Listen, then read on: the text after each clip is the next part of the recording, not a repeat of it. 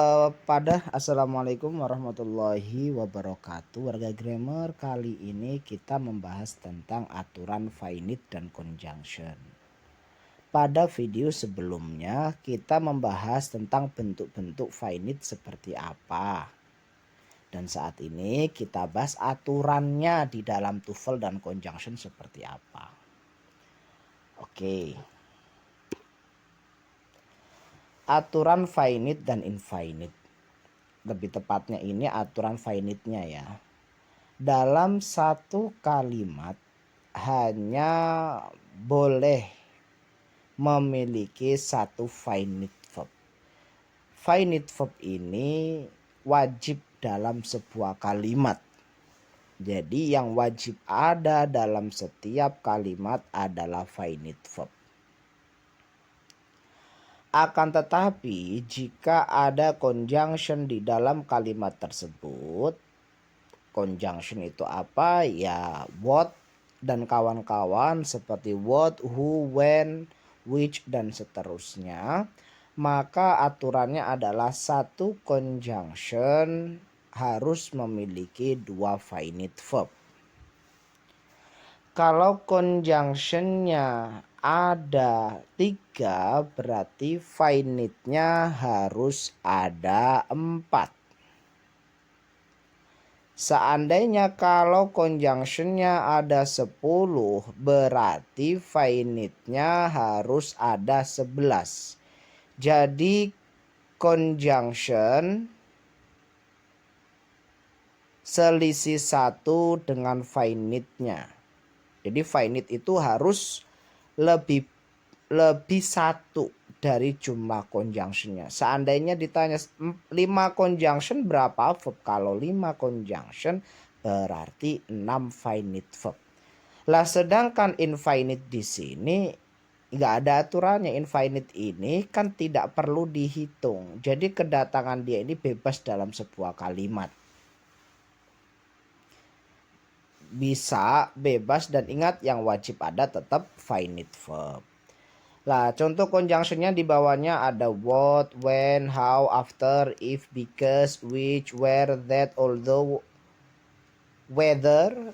Ini conjunctionnya. Jadi tugas kita di dalam TOEFL 1 sampai nomor 15 ini itu sebenarnya simple, yaitu menyesuaikan jumlah finite verb dengan conjunctionnya.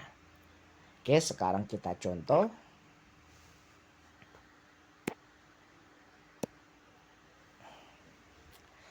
Dalam kalimat ini nomor 1, kita cari verbnya dan kita cari conjunctionnya. Verbnya di sini 1, didn't begin, 1 verb.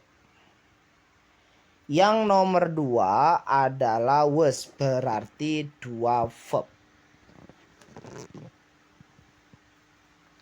Conjunctionnya di sini until. Jadi kalau ada until diikuti dengan subjek dan verb, maka dia akan berfungsi sebagai conjunction. Oke.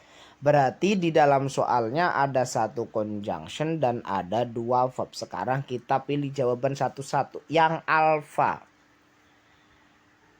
Yang alpha di sini ada who. Who di sini conjunction. Lah setelah itu ketika kita memilih jawaban, maka jumlahkan verb finite yang ada di dalam soal dan di pilihan jawabannya. Jadi setelah kita pilih alfa, kita total lagi. Kira-kira kalau kita pilih alfa, verbnya berapa, conjunctionnya berapa gitu.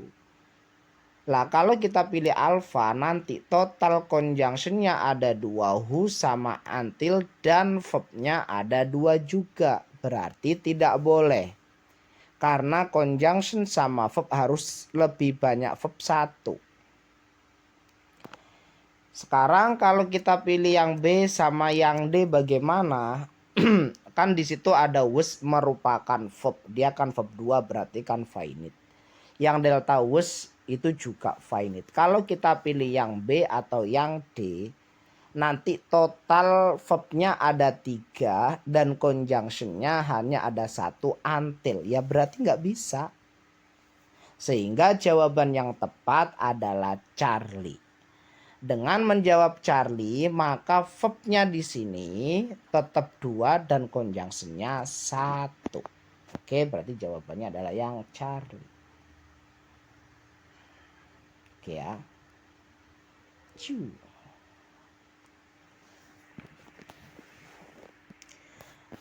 Selanjutnya, nomor 2. Kita cari verbnya dulu. Verbnya dulu tiger, mouth, wings, march, with, strap, and spot. Oke, di situ ada market. Oke, wes kita jujur-jujuran aja. March di sini bukanlah verb. Aturannya gini. Ketika ada ed diikuti preposisi, maka dia merupakan verb 3. Jadi ini merupakan verb 3. Verb 3.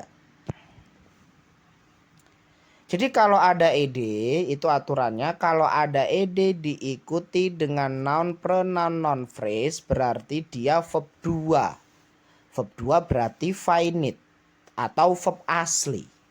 Sedangkan kalau ada ed diikuti dengan preposisi maka ed di situ berfungsi sebagai verb 3. Dalam aturan finite infinite verb 3 yang sendirian berarti dia verb palsu. Ingat verb palsu nggak dihitung. Berarti nomor 2 ini hitungannya belum memiliki verb finite. Ya berarti tugas kita apa? Ya kita cari finite-nya mana. A, B, C, D yang ada verbnya cuma alfa. Berarti alfa inilah yang menjadi jawabannya. Oke ya. Selanjutnya. Nomor 3 verbnya adalah can be found. Can ini kan modal. Modal ini pasti finite. Pasti ya, nggak ada mungkin lagi kalau sudah ada modal. Was known di sini dia merupakan finite. Was ini verb 2 ya. Anggota B verb 2 lah. Verb 2, B verb 3 berarti kan emang finite. Ada 2 finite. Terus ada conjunctionnya enggak? Jawabannya tidak ada conjunction. Lah terus. Terus sekarang until. Mungkin penasaran kok until nomor 1 kita anggap sebagai conjunction. Kenapa until yang nomor 3 tidak?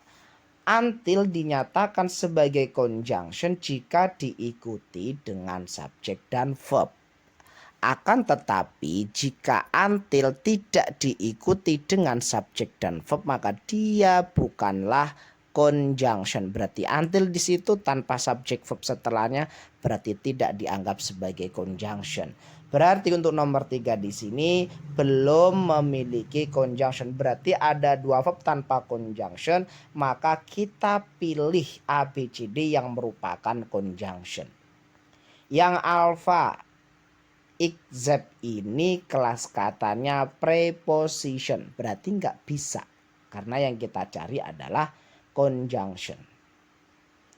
Yang B, although lah ya, although inilah conjunctionnya. Coba kita cek yang lain. Even. Ini adverb nggak bisa. Despite preposisi. Berarti yang conjunction hanya bravo. Berarti kita harus memilih jawaban yang bravo. Kalau emang dia satu-satunya nggak usah ragu. Ya. Ya pasti bravo ya. Karena emang bravo ini satu-satunya conjunction. Kalau emang satu-satunya conjunction ya sudah nggak usah ragu, pasti itu jawabannya. Kita itu boleh ragu sama hal-hal yang belum pasti. Kalau sudah pasti jangan ragu. Oke.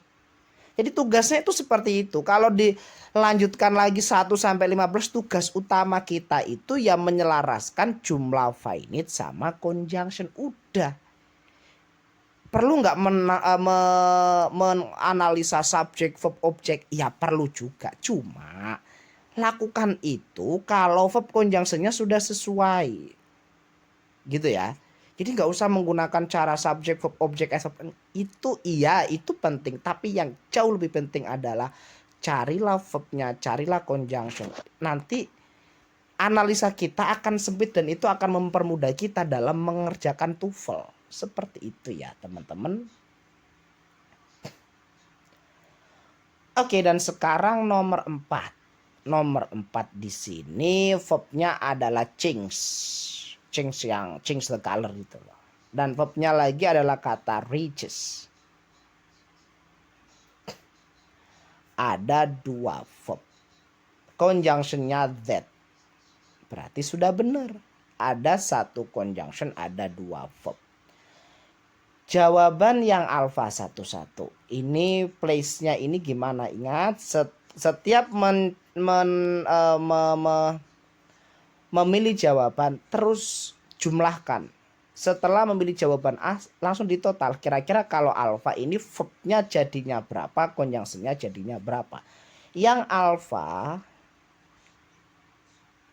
ed a filter, berarti ed-nya diikuti noun phrase, berarti dia finite.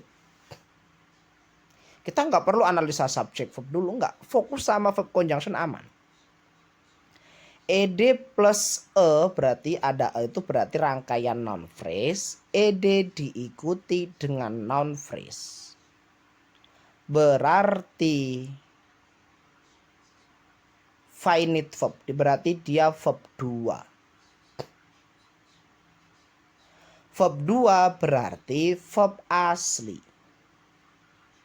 Terus berarti kita total. Kalau kita pilih alfa, nanti verb aslinya ada 3, finite-nya ada 3, dan conjunction-nya hanya ada 1. Berarti tidak bisa.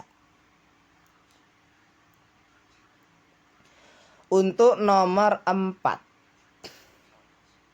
Jelas ya, ada is place ya. Nggak usah ragu. Ya berarti is itu verb 1 pasti finite. Berarti gimana? Ya total lagi. Kalau kita pilih yang pre berarti total verbnya ada 3 dan conjunction-nya cuma 1. Jadi kalau kita pilih yang B nanti verbnya ada kata change, ada kata reaches, ada kata is place, dan conjunction-nya hanya ada that saja. Dan itu nggak bisa. 1 conjunction 3 verb. Udah ya. B udah nggak mungkin. Yang C, a filter placed. Oke, kalau kita pilih yang C bagaimana? Oke, sekarang kita fokus pada place-nya. Kalau kita pilih yang C, place-nya ini ed. In front of ini preposisi. Ingat aturannya, ed yang diikuti preposisi berarti verb 3. Infinite.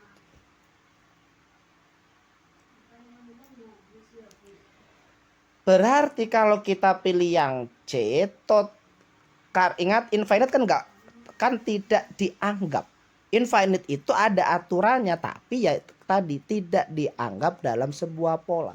Jadi kalau kita pilih yang Charlie, maka hitungannya verbnya tetap ada 2, ada kata change, ada kata reaches, dan conjunction-nya hanya ada 1, yaitu that. Ya benar, berarti jawabannya yang C. Kalau yang delta di situ nambah conjunction when, tapi verbnya nggak nambah. Jadi kalau kita pilih yang delta, nanti total conjunctionnya ada 2, yaitu when sama that, tapi verbnya tetap 2. Conjunction 2, verb 2 yang nggak bisa. Oke, berarti jawabannya adalah yang Charlie. Oke. Sekian ya dari kami. Semoga bermanfaat untuk teman-teman dan warga grammar sekalian, warga TOEFL. Assalamualaikum warahmatullahi wabarakatuh.